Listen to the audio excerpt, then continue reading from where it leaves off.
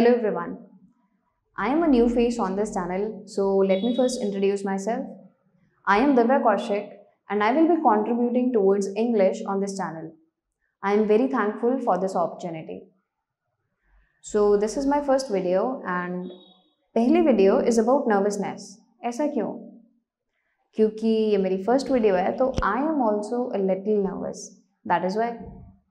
इस वीडियो में हम ये सीखेंगे कि आप नर्वस हो तो आप कैसे बता सकते हो कि मैं नर्वस हूँ, अलग अलग वर्ड्स को, अलग अलग एक्सप्रेशंस को यूज़ करके। या फिर आप किसी से पूछना चाहते हो भाई तू नर्वस है क्या, तो आप ये कैसे कर सकते हो। तो इस वीडियो में हम अलग अलग वर्ड्स और एक्सप्रेशंस को देखेंगे जिससे कि हम नर्वसनेस को डिस्क्राइब कर सकते हैं। नर्वसनेस को डिस्क्राइब करने से पहले हमें दो चीज़ें ध्यान में रखनी है। पहली चीज़ कि आप कितने डरे हुए हो, आप कितने नर्वस हो, आप थोड़े से घबराए हुए हो या फिर आपको थोड़ा डर लग रहा है या फिर बहुत डर लग रहा है, पैंट गीली हो चुकी है या होने वाली है, उस लेवल का डर लग रहा है। तो इंटेंसिटी कि आप कितने नर्वस हो। दूसरी चीज़ जो हमें ध्यान में रखनी है इज़ कि क्या आप एक फॉर्मल सिचुएशन में हो या फिर इनफॉर्मल सिचुएशन में हो।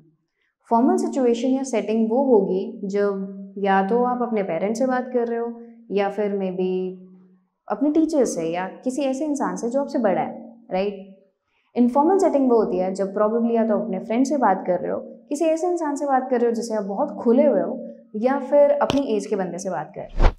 हमें एक चीज़ ये ध्यान रखनी है कि हम फॉर्मल सिचुएशंस में इनफॉर्मल फ्रेजेस, वर्ड्स, एक्सप्रेशंस इनको यूज़ नहीं कर सकते, लेकिन हम इनफॉर्मल सिचुएशंस में फॉर्मल वर्ड्स को यूज़ कर सकते हैं। एक बार सोच कर देखो, आप अपने फ्रेंड्स के बीच में बैठे हो, सबका लंच बॉक्स खुला है, आपका भी खुला है। आपका मन है कि आप अपने फ्रेंड के लंच बॉक्स से कुछ ले लो, तो यू कैन से मे आई। अब ये बहुत फॉर्मल है, हो सकता है और सबसे ज़्यादा चांस है कि आपको नहीं मिलेगा कुछ, बट मेन कंसर्न ये है कि इनफॉर्मल सिचुएशन में आप फॉर्मल वर्ड्स यूज़ कर सकते हो, आप फॉर्मल एक्सप्रेशंस यूज़ कर सकते हो। बट अगर आपने यही चीज़ यानी फॉर्मल सेटिंग्स में आपने इनफॉर्मल एक्सप्रेशंस को यूज़ किया, हो सकता है आपको जॉब ना मिले, हो सकता है आपको घर से निकाल दें, वेरी लाइकली। सो हमेशा इस चीज़ का ध्यान रखें कि आप फॉर्मल सेटिंग में हैं, फॉर्मल सिचुएशन में हैं या फिर इनफॉर्मल सिचुएशन में। हमारे एक्सप्रेशंस को सीखने से पहले या फिर इंट्रोड्यूस करने से पहले एक लास्ट चीज़ जो कि इम्पॉर्टेंट है वो ये है कि हमने इस वीडियो में टोटल 14 एक्सप्रेशंस को इंक्लूड किया है। वो एक्सप्रेशंस वर्ड्स भी हैं, इडियोमैटिक एक्सप्रेशंस भी हैं, यानी कि कॉम्बिनेशन ऑफ वर्ड्स। लेकिन ये वो एक्सप्रेशंस हैं जो या तो आपको रेगुलरली सुनने को मिलेंगे या फिर आप ऑब्जर्व करोगे अगर आप बुक्स पढ़ोगे या नॉवेल्स पढ़ोगे कि ये बहुत फ्रीक्वेंटली यूज़ होते हैं, ये ज़्यादातर यूज़ होते हैं। तो हमने खाली वही एक्सप्रेशंस इस वीडियो में इंक्लूड किए हैं, वरना एक्सप्रेशंस तो बहुत सारे होते हैं। जैसे जैसे डर बढ़ेगा वैसे वैसे हमारे एक्सप्रेशंस प्रोसीड करेंगे। मतलब अगर हमने पहला वर्ड इंट्रोड्यूस किया तो प्रोबेबली वो इस उसमें होगा कि आप घबराए हुए हो, बट अगर आप डर गए हो या फिर बहुत डर गए हो तो इस तरीके से हमारे वर्ड्स इस सीक्वेंस में चलेंगे। नया वर्ड एक्स्ट्रा डर, नया वर्ड एक्स्ट्रा डर। So let's talk about our first word, worried. ध्यान रखें इस बात का कि ये वरीड नहीं है, ई का साउंड थोड़ा एक्सटेंडेड है, थोड़ा लंबा चलेगा। वरीड।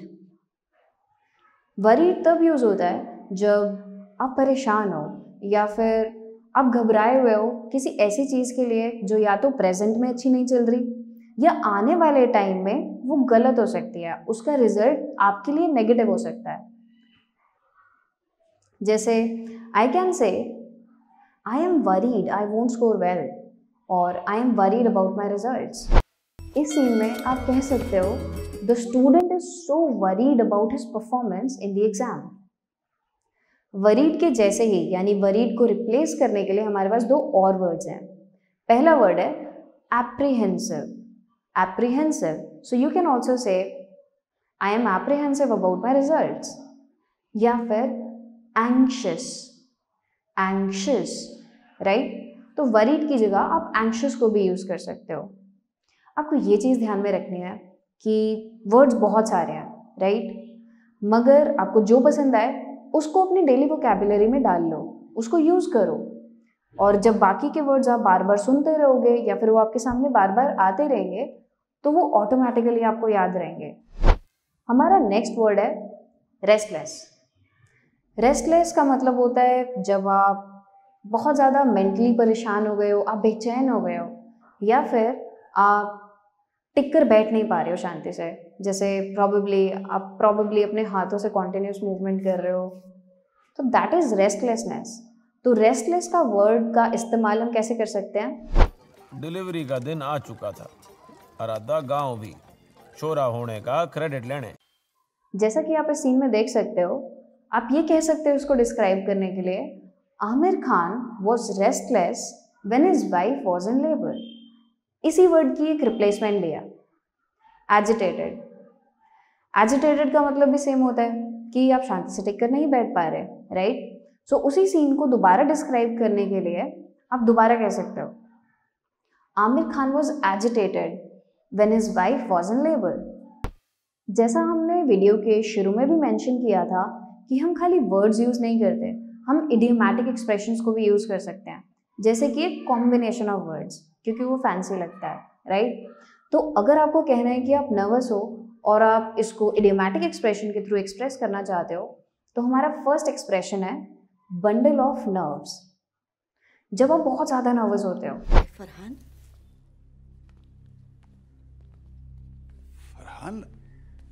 आज तुम्हारा इंटरव्यू था ना? मैंने किया। अगर आपको ये सीन याद है तो यू कैन से Farhan was a bundle of nerves while confessing to his father. We know that he did not want to be an engineer. इसी एक्सप्रेशन की एक रिप्लेसमेंट भी है, have butterflies in your stomach. इसका भी मतलब सेम है, जब आप बहुत ज़्यादा नर्वस हो तो अगर सेम सेंटेंस में आप have butterflies in your stomach use करो तो it will be Farhan had butterflies in his stomach while confessing to his father that he did not want to be an engineer. Our next word is jumpy. Jumpy का मतलब होता है जब आप बहुत डरे हुए होते हो, कभी कभी इसलिए क्योंकि आपको पता होता है कि आपने कुछ गलत काम किया है, तो उसकी वजह से आपको डर सताता है। ये पूजा, सब पूजा पूजा पूजा क्यों कर रहे हैं? पूजा।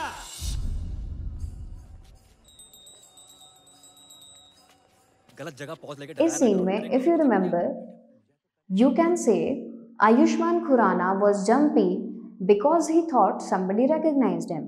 उनको लगा किसी ने पहचान लिया पूजा कौन है। somebody recognized him, भांडा फूट गया, right? We all know it was Ayushman Khurana working at the call center stealing people's heart. हम एक और idiomatic expression की बात करेंगे यहाँ पर, which is to jump out of one's skin.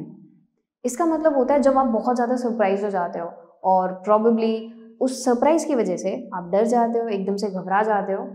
दिल जो तेरा बात बात पे घबराए, दिल पे रख के हाथ उसे दिल फुसला ले। अगर आपको ये सीन याद है, आप ये कह सकते हो, Raju jumped out of his skin when he discovered where he was sitting, right? Or you can say when he saw where he was sitting. Thankfully, he did not jump from there. He did out of the window. हमारा next expression है to break out in a cold sweat. ये तब use होता है जब आपको बहुत ज़्यादा डर लग रहा हो या फिर आपको बहुत ज़्यादा चिंता हो रही हो।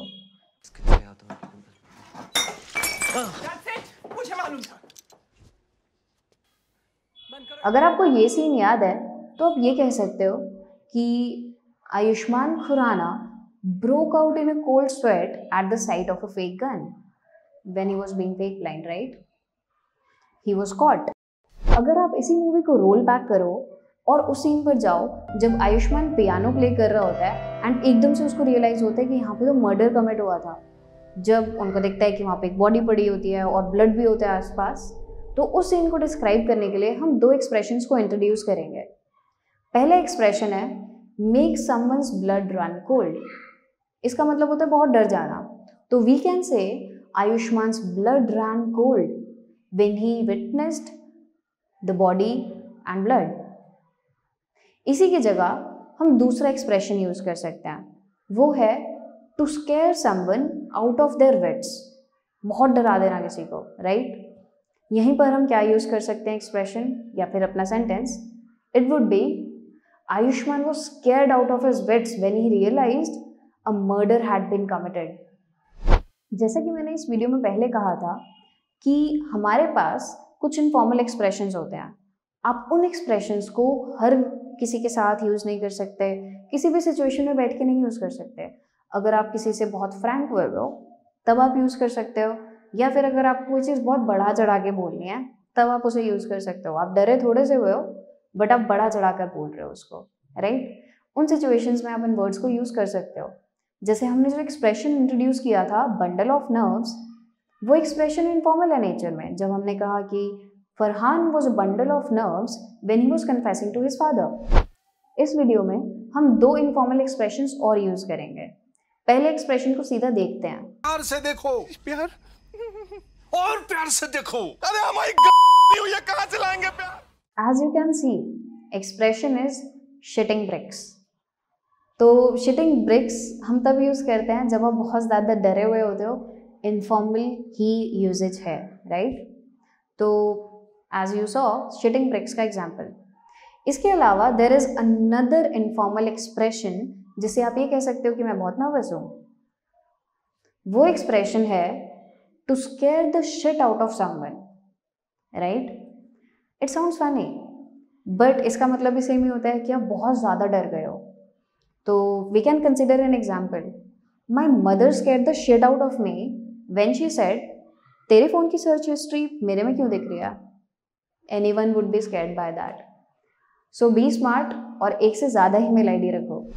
एक बात का ध्यान रखना कि कुछ इनफॉर्मल एक्सप्रेशंस जो हमने यूज़ किए, जैसे जो हमने लास्ट दो एक्सप्रेशन यूज़ किए, shitting bricks and to scare the shit out of someone, ये इनफॉर्मल है और कभी कभी लोग इनको ऑफेंसिव भी ले लेते हैं। लाइक वो ऑफेंड हो जाते हैं, उन्हें अच्छा नहीं लगता इस वर्ड का यूज़। तो जब आप श्योर हो कि आप यूज़ कर सकते हो इनको, तभी इन एक्सप्रेशंस को यूज़ करें, अदरवाइज आपकी सिचुएशन ख़राब भी हो सकती है, राइट? इसके अलावा जो स्लैंग लैंग्वेज है, जो टर्म्स हैं स्लैंग में, वो बहुत ज़्यादा यूज़ होने लगे हैं एंड उनमें ज़्यादातर जो वर्ड्स यूज़ होते हैं they are shit, F words. So of course इनका यूसेज बढ़ गया है, right? So you can use it. Plus आपको इसलिए भी पता होना चाहिए क्योंकि आपको मीनिंग क्लियर होना चाहिए। जस्ट लाइक अगर आपको कोई अब्यूज़ कर रहा है, अगर आपको कोई गाली दे रहा है, तो आपको उसका मीनिंग पता होना चाहिए। So you should know, right?